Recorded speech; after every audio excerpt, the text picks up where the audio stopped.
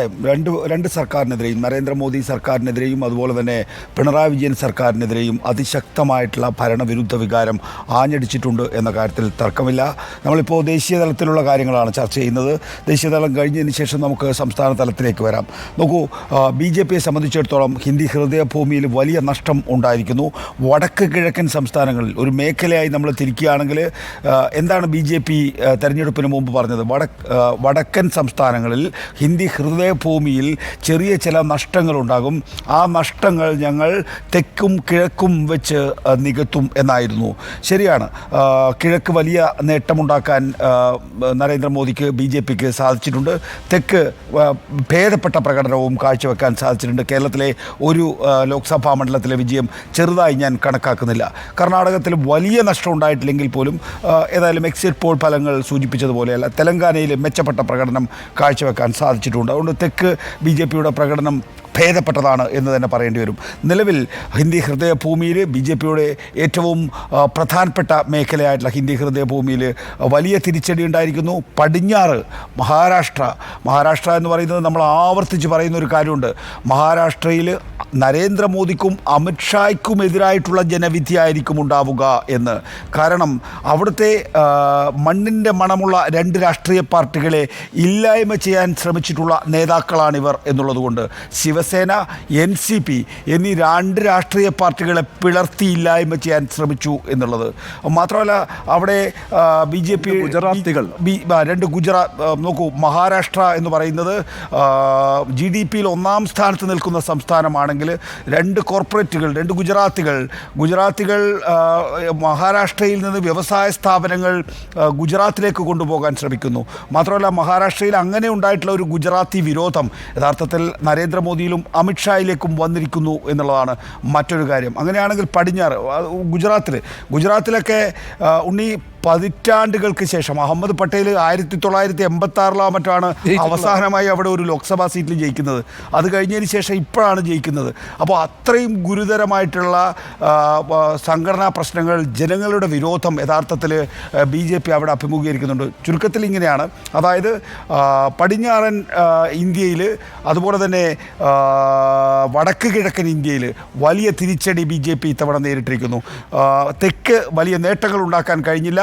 വടക്കിലുണ്ടായിട്ടുള്ള നഷ്ടം തെക്ക് വെച്ച് നികത്താൻ കഴിഞ്ഞിട്ടില്ല. എന്നാൽ കിഴക്ക്, പ്രത്യേകിച്ച് ഒഡീഷയിലെ BJPയുടെ വിജയത്തെ നമുക്ക് ഒട്ടും കുറച്ച് കാണാനാകില്ല.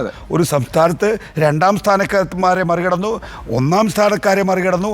ഇപ്പോൾ BJP അവിടെ കേവല ഭൂരിപക്ഷം നേടുന്ന നിലയിലേക്ക് കാര്യങ്ങൾ എത്തിയിരിക്കുന്നു. തെക്ക് 3 സീറ്റിന്റെ വർധനയുണ്ട് കേട്ടോ. ആകെ 3 സീറ്റിന്റെ വർധനയുള്ളൂ. എവിടെ? തെക്ക്. അതായത് 21 സീറ്റ് കർണാടക, 8 സീറ്റ് പിന്നെ തെലങ്കാന, 29, 3 സീറ്റ് പിന്നെ ആന്ധ്രാപ്രദേശ്, ഒരെണ്ണം കേരളം, 33. കഴിഞ്ഞ പ്രാവശ്യം 30 അടക്കമാണെങ്കിൽ അതെ, ഒരു മെച്ചപ്പെട്ട പ്രകടനമാണ് അത്, ഭേദപ്പെട്ട പ്രകടനമാണ് അത് എന്ന കാര്യത്തിൽ തർക്കമില്ല. നോക്കൂ, ഇനിയിപ്പോൾ എന്താ സംഭവിക്കാൻ പോകുന്നത്? ഞാൻ അതിലേക്കാണ് വരുന്നത്. വളരെ പ്രധാനപ്പെട്ട കാര്യം അരുൺ, BJPയെ സംബന്ധിച്ചിടത്തോളം നമുക്ക് 240 ക്ലോസ് ചെയ്താൽ തന്നെയും JDയുടെയും അതുപോലെ തന്നെ TDPയുടെയും പിന്തുണയോടുകൂടി മാത്രമേ സർക്കാർ ഉണ്ടാക്കാൻ കഴിയൂ എന്നാണ്. നമ്മൾ നേരത്തെ പറഞ്ഞൊരു പോയിന്റ് വളരെ പ്രധാനപ്പെട്ടതാണ്. നരേന്ദ്രമോദി ഇന്നേ വരെ ഒരു കോലീഷൻ സർക്കാരിനെ ലീഡ് ചെയ്തിട്ടില്ല എന്നുള്ളത്. അതിനെക്കുറിച്ച് അദ്ദേഹം ചിന്തിച്ചിട്ട് പോലുമില്ല. കാരണം എല്ലാ കാലഘട്ടത്തിലും 2014 NDA തന്നെയാണ് അധികാരത്തിൽ വന്നത്, 2019 NDA തന്നെയാണ് അധികാരത്തിൽ വന്നത്. എപ്പോഴൊക്കെ നരേന്ദ്രമോദി NDA എന്ന് പറഞ്ഞ അധികാരം കിട്ടുമ്പോൾ അധികാരത്തിൽ വരികയും BJPക്ക് കേവല ഭൂരിപക്ഷം ഉണ്ടാകുമ്പോഴുണ്ടല്ലോ, ഇതേ JDU തന്നെ കേന്ദ്രമന്ത്രിസഭയിൽ കൃത്യമായ പ്രാതിനിധ്യമില്ലാത്തതുകൊണ്ട് മന്ത്രിസഭയിൽ ചേരാതിരുന്നിട്ടുണ്ട്. മറ്റ് ഘടകകക്ഷികൾ, ഇപ്പോൾ ശിവസേനയുടെ കാര്യത്തിലാണെങ്കിൽ ശിവസേനയുടെ ഒരു വിമതനെ പിടിച്ച് മന്ത്രിയാക്കി BJPയിൽ ചേർത്തതുകൊണ്ട് തന്നെ ശിവസേന ആ കാലഘട്ടത്തിൽ വലിയ രോഷം കൊണ്ടിരുന്നു. ഇപ്പോൾ TDPയെ ഒരു കാലത്ത് ഇല്ലായ്മ ചെയ്യുക, പിടിച്ച് അർദ്ധരാത്രി വീട്ടിൽ നിന്ന് വിളിച്ചുകൊണ്ടുപോയി ജയിലിലിടുന്ന. അപ്പോൾ 240 + 30 എന്നുള്ള നിലയിലോ അല്ലെങ്കിൽ പ്ലസ് അതേഴ്സ് എന്ന് പറയുന്നതുണ്ട്. ഈ പറയുന്ന സഖ്യം നമ്മളിപ്പം നല്ല രീതിയിൽ ചിന്തിക്കുകയാണെങ്കിൽ നരേന്ദ്രമോദി തന്നെ തന്നെ കോalition നരേന്ദ്രമോദി ആ നിലയിൽ പറഞ്ഞിട്ടുണ്ട്.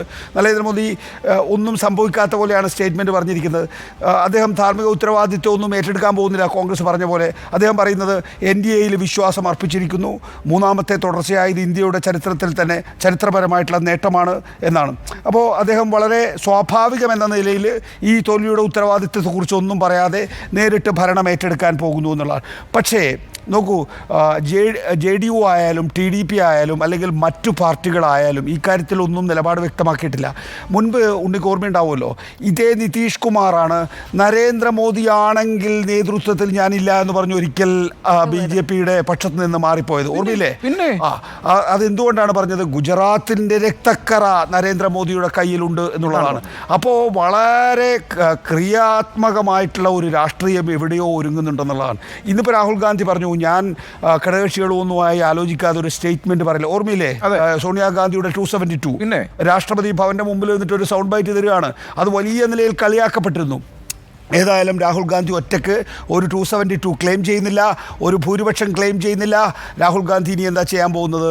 ഇനി നാളെ ഘടകകക്ഷികളുമായി സംസാരിക്കുന്നു. സ്വാഭാവികമായും ഇവരൊക്കെ തന്നെയും പരസ്പരം ഏതാനും ആഴ്ചകൾക്ക് മുമ്പ് സംസാരിച്ചവരാണ്. അവർക്ക് വീണ്ടും സംസാരിക്കാൻ കഴിയും. ഒരു കോalition ഗവൺമെൻറ്റിനുള്ള സാധ്യത ഞാൻ തള്ളിക്കളയുന്നില്ല. രണ്ടാമത്തെ സാധ്യത എന്ന് പറയുന്നത് നരേന്ദ്രമോദി അല്ല BJPയുടെ പ്രധാനമന്ത്രി എങ്കിൽ ഇവിടെ നമ്മൾ നാഗ്പൂരിൽ നിതിൻ ഗഡ്കരിയുടെ വിജയം പ്രത്യേകം ശ്രദ്ധിക്കണം.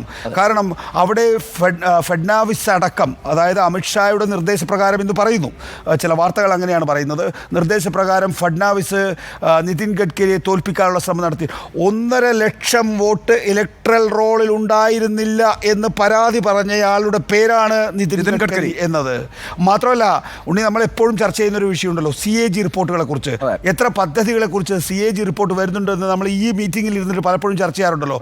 പക്ഷേ ഈ പറയുന്ന ഉപരിതല ഗതാഗതത്തെക്കുറിച്ച് ഇഷ്ടംപോലെ CAG റിപ്പോർട്ടുകളാണ്. കാരണം നിതിൻ ഗഡ്കരിയാണല്ലോ അതിനകത്തെ മന്ത്രി. അപ്പോൾ ആ വകുപ്പിൽ വലിയ തോതിൽ അഴിമതി നടക്കുന്നു എന്ന് കാണിക്കാൻ വേണ്ടി, എന്ന നിലയിൽ ചിത്രീകരിക്കാൻ വേണ്ടി വലിയ തോതിൽ പ്രചാരണം നടന്നിരുന്നു. ഇപ്പോൾ നിതിൻ ഗഡ്കരിയുടെ അവസരം വരികയാണ്. പക്ഷേ ഞാൻ ഇപ്പോഴും വിചാരിക്കുന്നില്ല. കാരണം RSSനെ സംബന്ധിച്ചിടത്തോളം അവർക്ക് ഹിന്ദു രാഷ്ട്രം ഉണ്ടാക്കാൻ ഏറ്റവും നല്ല ടൂള് നരേന്ദ്രമോദിയോ അമിത്ഷായാണ്. വ്യക്തിപരമായ അടുപ്പത്തിൻ്റെ പേരിൽ കുറച്ചുകൂടി കാര്യങ്ങൾ സംവദിക്കാൻ നാഗ്പൂരുകാരനായ നിതിൻ ഗഡ്കരിയാണ് നല്ലത് എന്നതിൻ്റെ പേരിൽ RSS അമിത്ഷായുടെയും നരേന്ദ്രമോദിയെയും മറികടന്ന് ഈ പറയുന്ന നിതിൻ ഗഡ്കരി സ്വീകരിക്കുമെന്ന് ഞാൻ കരുതുന്നില്ല. നോക്കൂ, ഇടതുമുന്നണിയുടെ ഇടതു പാർട്ടികളുടെ ദേശീയ തലത്തിലെ പ്രകടനവും ഇത്തവണ ശ്രദ്ധേയമാണ്. 4 ഇടങ്ങളിലാണ് CPIM. 4 ഇടങ്ങളിൽ CPIM ഉണ്ടാവുന്നു. അതെനിക്ക് തോന്നുന്നു തമിഴ്നാട്ടിൽ നിന്ന് 2, മധുരയും ഡിണ്ടിഗലും, ഒപ്പം കേരളത്തിൽ നിന്ന് 1, 3, 4 രാജസ്ഥാൻ ശിക്കാറാണ് തോന്നുന്നു അല്ലേ? 4 ഇടങ്ങളിലാണ് CPM. CPI ആവട്ടെ 2 ഇടങ്ങളിൽ, 4ഉം 2ഉം 6. CPIML 2 ഇടങ്ങളിൽ, 2ആണ്. അപ്പൊ 8 ഇടങ്ങളിലാണ്. 4ഉം 2ഉം 6ഉം 2ഉം 8. ഇന്ത്യ രാജ്യത്ത്, ഇന്ത്യയിലെ ജനാധിപത്യത്തിൽ ഇടതുമുന്നണികൾ വഹിക്കേണ്ട ഒരു ആശയപരമായ ദൗത്യമുണ്ടെന്ന് യോഗേന്ദ്ര അത് പലതവണ ഓർമ്മിപ്പിച്ചു. അവരുടെ എണ്ണം കൊണ്ടല്ല, പകരം അവരുടെ സാന്നിധ്യം കൊണ്ട് പാർലമെന്റിൽ ഇന്ത്യൻ ജനാധിപത്യത്തിന് അവർ നൽകുന്ന സംഭാവന വിസ്മരിക്കാനാവില്ല. ഈ പാർലമെന്റിൽ 8 MP-മാർ ഇടതുമുന്നണിയുടെ ക്യാമ്പിൽ നിന്നാണ് കഴിഞ്ഞ തവണത്തെ അപേക്ഷിച്ച്.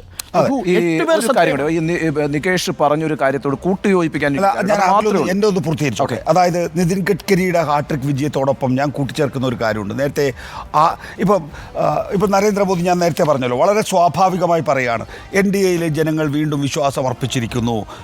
തുടർച്ചയായി 3ാമതും അധികാരത്തിൽ വരുന്നത് ഇന്ത്യയുടെ ചരിത്രത്തിൽ തന്നെ അപൂർവ സംഭവമാണ്. ശരിയാണ്. പക്ഷെ അദ്ദേഹം പറയേണ്ടത് എന്തുകൊണ്ട് BJPക്ക് കേവല ഭൂരിപക്ഷം കിട്ടിയില്ല? 2014 കിട്ടിയല്ലോ, 2019 കിട്ടിയല്ലോ, 2024 എന്തുകൊണ്ട് കിട്ടിയില്ല എന്നൊരു രാഷ്ട്രീയമായ വിശദീകരണം നമ്മൾ നരേന്ദ്രമോദിയിൽ നിന്ന് പ്രതീക്ഷിക്കേണ്ട. നരേന്ദ്രമോദി അങ്ങനെ ഒരു സംവേദന രാഷ്ട്രീയം നരേന്ദ്രമോദിക്ക് ഇല്ലല്ലോ. അപ്പോൾ സ്വാഭാവികമായിട്ടും നരേന്ദ്രമോദി ട്വീറ്റ് ചെയ്യുകയാണ് ഈ ഇത്. അപ്പോൾ നമ്മൾ കാണേണ്ടത് അല്പം ദിവസങ്ങൾ പിന്നോട്ട് പോയാൽ നമ്മൾ BJPയിൽ നിന്ന് എല്ലാ പ്രമുഖരായിട്ടുള്ള നേതാക്കളെയും നരേന്ദ്രമോദിയും അമിത്ഷായും കൂടെ വെട്ടി ഒതുക്കി എന്നറിയാം. ഇപ്പോൾ 2 നേതാക്കൾ മാത്രമേ ഉള്ളൂ. ഒരു നേതാവ് നരേന്ദ്രമോദി, 2ാമത്തെ നേതാവ് അമിത്ഷാ. അത് കഴിഞ്ഞാൽ 3ാമത് ആരാണ്, 4ാമതാണ് എന്ന് ആരാണെന്ന് നമുക്കറിയില്ല. പാർലമെൻ്ററി ബോർഡിലേക്ക് റിക്രൂട്ട് ചെയ്യുന്നവർ അവരുടെ വിശ്വസ്തരായിരിക്കണം. ഫഡ്നാവിസ് പാർലമെൻ്ററി ബോർഡിൽ വരുന്നു, എന്നാൽ യോഗി ആദിത്യനാഥ് വരുന്നില്ല. തുടർച്ചയായി അധികാരത്തിലെത്തിയ യോഗി ഒരു കൾട്ട് ഫിഗറാണ് യഥാർത്ഥത്തിൽ RSSൻ്റെ. ആ യോഗി ആദിത്യനാഥ് വരുന്നില്ല. അപ്പോൾ പാർലമെൻ്ററി ബോർഡൊക്കെ തന്നെയും ആ നിലയിലാണ് രൂപീകരിച്ചിട്ടുള്ളത്. ഒന്ന്, BJPയിലെ എല്ലാ നേതാക്കളെയും വെട്ടിച്ചുരുക്കി. 2, RSSൻ്റെ സഹായം ഇനി ഞങ്ങൾക്ക് വേണ്ട എന്ന JP നഡ്ഡയുടെ സ്റ്റേറ്റ്മെന്റ്. Yeah. ഇനിയപ്പോൾ ആരോടും ചോദിക്കണ്ട, നേരെ പോയി രാഷ്ട്രപതിയോട് ക്ലെയിം ചെയ്താൽ മതി. സംഘടനാ ജനറൽ സെക്രട്ടറിയോട് ചോദിക്കണ്ട, RSSനോട് ചോദിക്കണ്ട, ആരോടും ചോദിക്കണ്ട, നേരെ പോയി ക്ലെയിം ചെയ്താൽ മതി. വളരെ സ്വാഭാവികമായ മുഖ്യമന്ത്രി. പക്ഷേ അവിടെ ചന്ദ്രബാബു നായിഡു, നിതീഷ് കുമാർ എന്ന രണ്ടു പേര് അവിടെ ഒരു ഇടവേള കഴിഞ്ഞ് വരട്ടെ. അല്ല, ഒരു കാര്യം ഇതിനകത്ത് ഇത്രയേ ഉള്ളൂ ചേർക്കാനായിട്ട്, ഇത്രയേ ഉള്ളൂ, കൂട്ടിച്ചേർക്കാൻ ഒറ്റ കാര്യമേ ഉള്ളൂ. നോക്കൂ, NDA എന്ന് പറയുന്ന മുന്നണി രൂപപ്പെട്ടത് 1998 വാജ്പേയിയുടെയും അദ്വാനിയുടെയും നേതൃത്വത്തിലാണ്. NDA രൂപപ്പെടുന്നത് 98 തെരഞ്ഞെടുപ്പിൽ. 2023 25 വർഷമായി NDA രൂപീകരിച്ചിട്ട് 2023 ഒരാഘോഷവും ഉണ്ടായില്ല. NDA എന്ന് പറയുന്ന ഒരു മുന്നണിയെ മൈൻഡ് ചെയ്തിട്ടേ ഇല്ല. ഈ 2014 2019 പിന്നെ നരേന്ദ്രമോദി എപ്പോഴാണ് യോഗം നടന്നതെന്ന് അറിയാവോ? NDAയുടെ ഒരു അവസാന യോഗം നടന്നത് ഇന്ത്യ മുന്നണി ഉണ്ടായതിനു ശേഷം. ഇനിയിപ്പോ എല്ലാ ആഴ്ചയിലും NDA മുന്നണിക്ക് യോഗം ചേരേണ്ടി വിളിച്ചല്ലേ പറ്റൂ. Yes, നോക്കൂ, വിളിച്ചല്ലേ പറ്റൂ. അവരുടെ ഭരണമല്ലേ. പക്ഷേ NDA 1ഉം NDA 2ഉം തമ്മിലുള്ള വ്യത്യാസം, ആദ്യത്തെ NDA കൊയിലേഷൻ NDA ആയിരുന്നു, രണ്ടാമത്തെ NDA എന്നുള്ളത് മോദി NDA ആയിരുന്നു. ഈ വ്യത്യാസം മാറി വീണ്ടും കൊയിലേഷൻ NDAയിലേക്ക് തിരിച്ചു പോകുന്നു. കൊയിലേഷൻ ധർമ്മ എന്നുള്ളത് മോദി എങ്ങനെ പാലിക്കും എന്നതാണ് പ്രധാനപ്പെട്ട ചോദ്യം. അതും ഒറ്റമാൻ മോദി, ദൈവത്തിന് തുല്യനായി സ്വയം കരുതുന്ന മോദിക്ക് എങ്ങനെയാണ് JDUവിനെ പരിപാലിക്കാൻ കഴിയുക, TDP പരിപാലിക്കാൻ കഴിയുക?